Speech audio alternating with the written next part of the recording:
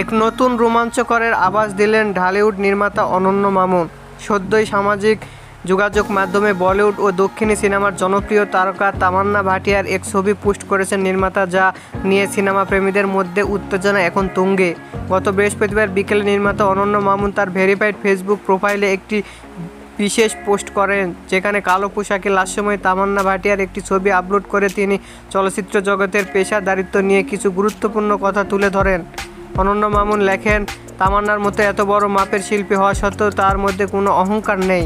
সেই সঙ্গে তিনি বাংলাদেশের চলচ্চিত্র শিল্পের বর্তমান ব্যবস্থার একটি দিক তুলে ধরে বলেন, বাংলাদেশ যদি কোনো নতুন পরিচালক ছবি বানাতে চায়, সে কখনোই বড় শিল্পীদের কাছে পৌঁছাতে পারে না।